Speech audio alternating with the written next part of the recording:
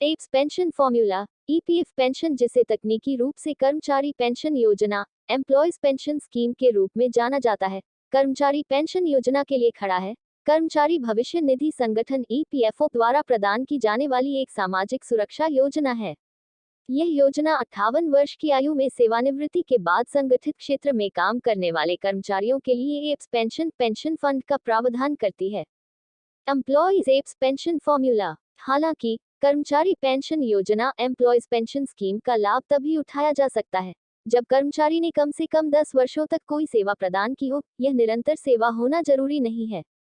Apps pension fund को 1995 में launch किया गया था और मौजूदा और नए ईपीएफ सदस्यों को योजना में शामिल होने की अनुमति दी गई थी। नियोक्ता और कर्मचारी दोनों कर्मचारी के वेतन का 12% ईपीएफ में योगदान करते हैं। हालांकि कर्मचारी का पूरा हिस्सा ईपीएफ में योगदान दिया जाता है। नियोक्ता का हिस्सा 8.33% कर्मचारी पेंशन योजना ईपीएफ में जाता है और 3.67% हर महीने ईपीएफ योगदान में जाता है। एम्प्लॉयज पेंशन स्कीम की पात्रता मापदंड। कर्मचारी पेंशन योजना एम्प्लॉयज पेंशन स्कीम के तहत लाभ प्राप्त करने के लिए पात्र होने के लिए एक व्यक्ति को निम्नलिखित मानदंडों को पूरा करना होगा। वह ईपीएफओ का सदस्य होना चाहिए। उसे 10 साल की सेवा पूरी करनी चाहिए थी। वह 58 साल के हो गए हैं। वह 50 वर्ष की आयु से कम दर पर अपना एप्स पेंशन फंड भी निकाल सकता है। वह अपनी पेंशन को 2 साल 60 वर्ष की आयु तक के लिए टाल भी सकता है, जिसके बाद उसे प्रत्येक वर्ष 4% की अतिरिक्त दर से पेंशन मिलेगी। एप्स के तहत अपनी पेंशन फंड की गणना कैसे करें? Apps pension formula. पीएफ में कर्मचारी पेंशन योजना एम्प्लॉयज पेंशन स्कीम की पेंशन की राशि सदस्य के पेंशन योग्य वेतन और पेंशन योग्य सेवा पर निर्भर करती है।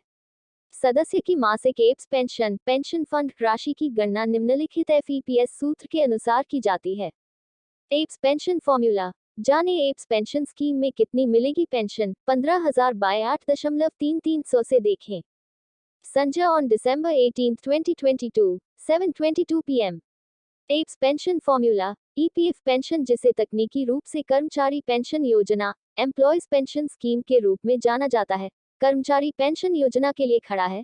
कर्मचारी भविष्य निधि संगठन ईपीएफओ द्वारा प्रदान की जाने वाली एक सामाजिक सुरक्षा योजना है। यह योजना 58 वर्ष की आयु में सेवानिवृत्ति के बाद संगठित क्षेत्र में काम करने वाले कर्मचारियों के लिए एप्स पेंशन फंड का प्रावधान करती है।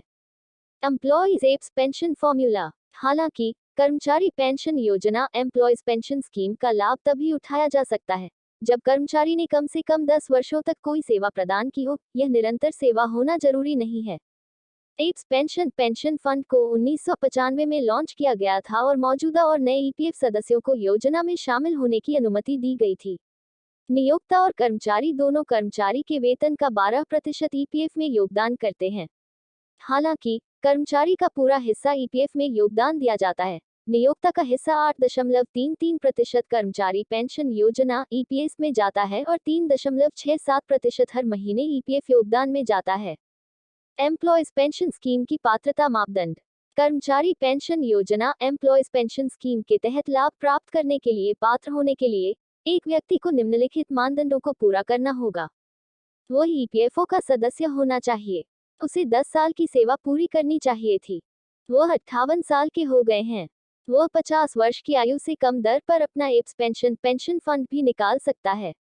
वह अपनी पेंशन को 2 साल 60 वर्ष की आयु तक के लिए टाल भी सकता है, जिसके बाद उसे प्रत्येक वर्ष 4% की अतिरिक्त दर से पेंशन मिलेगी।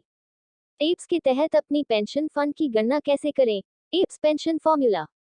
पीएफ में कर्मचारी पेंशन योजना एम्प्लॉयज पेंशन स्कीम की पेंशन की राशि सदस्य के पेंशन योग्य वेतन और पेंशन योग्य सेवा पर निर्भर करती है। सदस्य की मासिक एप्स पेंशन फंड राशि की गणना निम्नलिखित एफईपीएस सूत्र के अनुसार की जाती है। सदस्य की मासिक पेंशन योग्य वेतन एक्स पेंशन योग्य सेवा 70। एम्प्लॉयज पेंशन स्कीम पेंशन योग्य वेतन सदस्य के कर्मचारी पेंशन योजना एम्प्लॉयज पेंशन स्कीम से बाहर निकलने से पहले पिछले 60 महीनों में औसत मासिक वेतन है। यदि रोजगार के अंतिम 60 महीनों में गैर अंशदायी अवधियां हैं, तो महीने में गैर अंशदायी दिनों पर विचार नहीं किया जाएगा और उन दिनों का लाभ कर्मचारी को दिया जाएगा। मान ले कि वह व्यक्ति महीने की 3 तारीख को नौकरी करता है तो उसके 28 दिनों के वेतन को प्रत्येक दिन के वेतन के अनुसार विभाजित किया जाएगा और फिर एप्स पेंशन फंड के लिए महीने के कुल मासिक वेतन की गणना करने के लिए 30 से गुना किया जाएगा। यदि व्यक्ति का वेतन 15,000 रुपये है तो व्यक्ति का वेतन 28 दिनों के लिए 14,000 रुपये होगा, 500 रुपये प्रति दिन 2 दिनों के लिए कम। हालांकि कर्मचारी पेंशन योजना एम्प्लॉयज पेंशन स्कीम के लिए माना जाने वाला मासिक वेतन 30 दिनों के लिए होगा, यानी 15,000 रुपये। अधिकतम पेंशन योग्य वेतन हर महीने 15,000 रुपये तक सीमित है। चूंकि नियोक्ता कर्मचारी के एप्स पेंशन फंड खाते में इस वेतन का 8.33% योगदान देता है, कर्मचारी के ईपीएस खाते में हर महीने जमा की जाने वाली राशि है। सदस्य की मासिक pension 15,000 rupees by 8.33 100 equals 1,250 rupees। Apps pension fund नियम में बदलाव। कर्मचारी भविष्य निधि संगठन या ईपीएफओ ने पेंशन भोगियों के सामने आने वाली कठिनाइयों पर ध्यान दिया है, जिन्होंने दावा किया है कि उनकी एप्स पेंशन फंड समय पर उन तक नहीं पहुंचती है। कर्मचारी पेंशन योजना एम्प्लॉयज पेंशन स्कीम के तहत पंजीकृत पेंशन भोगियों के लिए यह विशेष रूप से कठिन है। Employees pension scheme update. दिशानिर्देशों के अनुसार कर्मचारी भविष्य निधि प्राप्त करने वाला प्रत्येक वेतनभोगी व्यक्ति एप्स नीति के दायरे में आता है।